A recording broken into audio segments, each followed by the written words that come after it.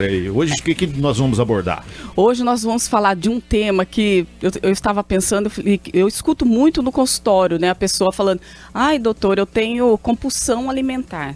Só que a gente tem que entender, né, que compulsão alimentar é um transtorno alimentar, né? Então tem uma linha tênue aí entre transtorno alimentar e exageros alimentares, né? Às vezes as pessoas têm exagero alimentar e se intitula aí como compulsão alimentar, né?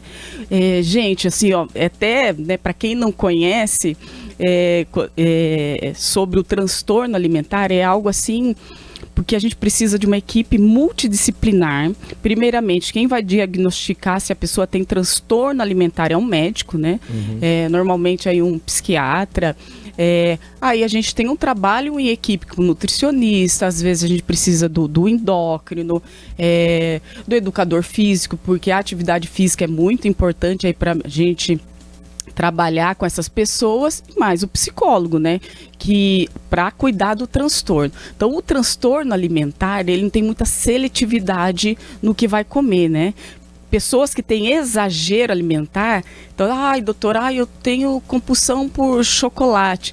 Mas não é, que às vezes a gente está com algum transtorno psicológico, alguma coisa mesmo, e a gente acaba descontando em algum alimento, e esse alimento normalmente é palativo, né? Você vai ver que são sempre alimentos aconchegantes, tipo doce, algo que você gosta. Já no transtorno alimentar não tem essa seletividade. Tem pessoas com transtorno alimentar que comem arroz cru, comidas congeladas. Quando nós vamos buscar, né, sobre relatos, pessoas que comer, por exemplo, carne crua, arroz cru com sal, vinagre, são umas coisas assim que uma pessoa, né, quando pensa, tô com compulsão alimentar, né, que é o exagero, mas o exagero ele tem ali algo mais seletivo, já na compulsão não. É tipo o desejo de grávida, né? Quer comer tijolo, né? Exatamente. Você pegar os relatos, são coisas absurdas, comida azeda. Ou quem tem larica também, né? Mistura tudo.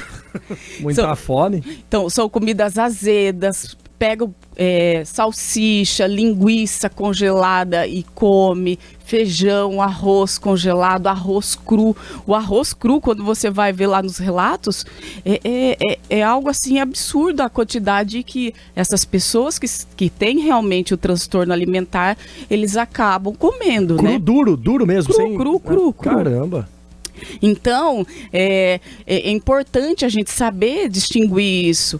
E como que tratam... Isso é compulsão, é isso? Isso é o transtorno. O transtorno, né, da compulsão alimentar, né, que é diferente do exagero que a gente acaba cometendo. Porque às vezes por estresse, tá com ódio, tristeza, tá feliz, né? Tristeza. Então a gente acaba querendo preencher aquele vazio ali, né, com alimentos mais aconchegantes, né? Então isso aí a gente acaba tendo os exageros. O transtorno, ele ocorre assim, a gente tem que, né, quando a gente vai buscar relatos, nos últimos 3 meses teve episódios recorrentes, e a pessoa, quando ela tá, né, no transtorno ali, na crise, ela acaba consumindo uma quantidade exorbitante aí de calorias, de 5 a 15 mil calorias.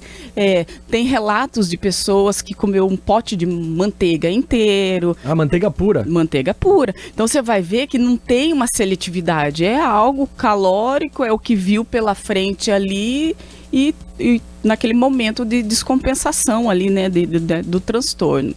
Aí como que a gente trata essa compulsão, que é o que eu mais, né, a compulsão, o exagero alimentar, que é o que eu mais vejo no consultório.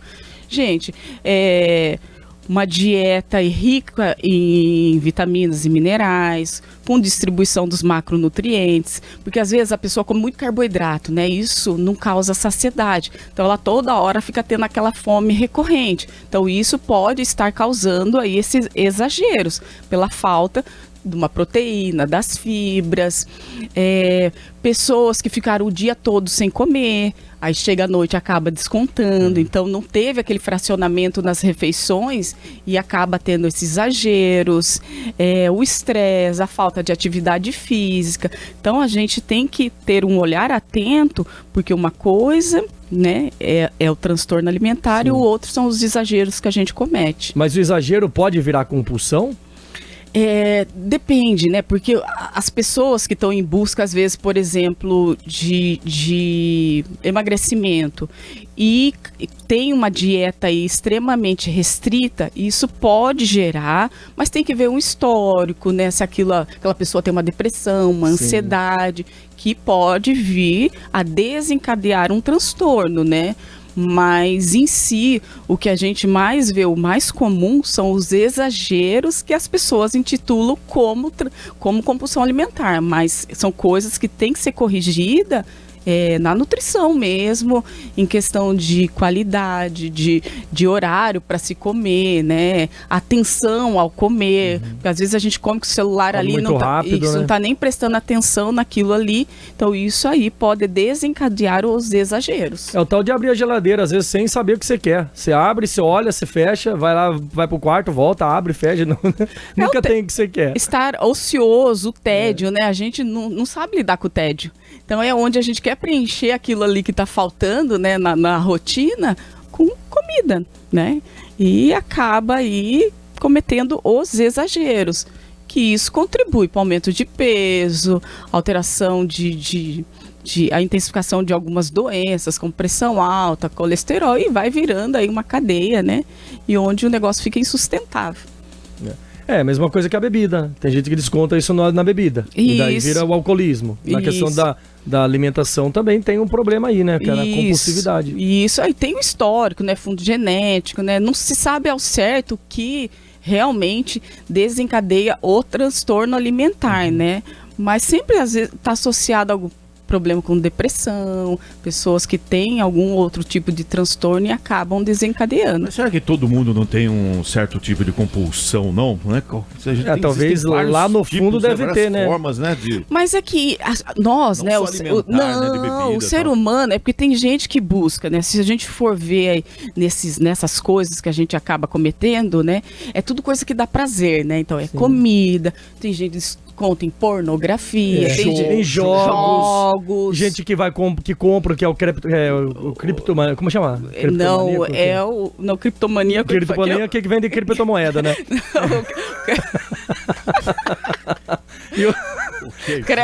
O creptomania que vende crepe suíço. Eu esqueci o nome da compulsão, mas é aquela pessoa que tem compulsão em comprar. Em compras. Até teve uma novela uma vez na Rede Globo que retratou, que tinha uma personagem disso, né? Isso.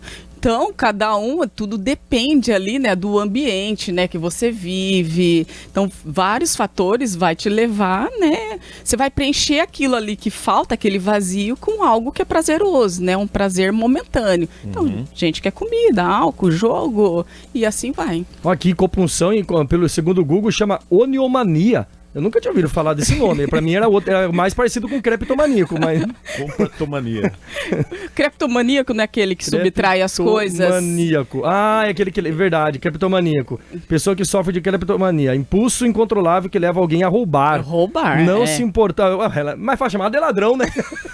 É um monte de termo que a gente já não consegue se identificar, né? Identificar as pessoas certinho. Mas... Então, né? Porque eu quero deixar claro para as pessoas que esses exageros, né? Que a gente tem, esses episódios, tem como ser tratado, né? Então tem que buscar um profissional. Às vezes a gente precisa de ajuda psicológica, porque a pessoa, né? Por que tá levando ela, né? Naquilo que tá incomodando ali o emocional a preencher com um alimento ou com qualquer outra coisa. E organizar aí a rotina, né? O sono é muito importante. Uma pessoa que não dorme bem pode desencadear também a ter esses exageros. Então é importante aí você fazer esse levantamento para ver o que realmente está te levando a esses exageros, né? E busque ajuda, né? Existe algum alimento que ajuda no sono? Sim, os alimentos ricos em triptofano, né? Por exemplo, a banana, o leite é rico em triptofano. Eu não recomendo meus pacientes a comer banana antes de dormir por conta de ser rico em carboidrato. Mas ter a banana, por exemplo, ao longo do dia, um copo de leite morno ali antes de dormir, isso ajuda a liberar mais triptofano e a melhorar a qualidade do sono, né? Então é muito importante aí parar, porque a gente só entra em desespero e não vai busca, né, corrigir a causa e é onde que vira aí uma bola de neve insustentável. Muito bem. Obrigado, Jambordini, tá? É isso aí. Procurem ajuda se quem precisa, porque às vezes é um assunto sério. Às vezes a pessoa não consegue se controlar e pode gerar outros problemas, né? Pode não ser a compulsão, mas o exagero pode levar à obesidade, entre outras doenças que a obesidade pode criar também, né? E outra coisa, né? A pessoa que tem o transtorno, né, da compulsão alimentar, ela normalmente ela se alimenta sozinha, porque ela sente vergonha daquilo. E depois, né, do episódio de comer lá até passar mal, vem a culpa, né? A pessoa se sente mal.